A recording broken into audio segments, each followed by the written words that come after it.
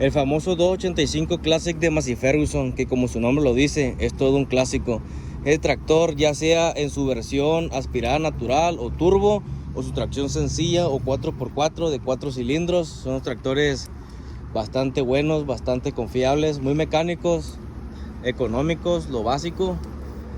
Algo que no te falla normalmente para trabajos simples y sencillos, obviamente de poca capacidad, pero pues una chulada de tractor para trabajos de extensiones cortas o de poco terreno.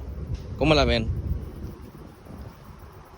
Hacemos un video completo sobre el tractor, sobre la serie o la historia.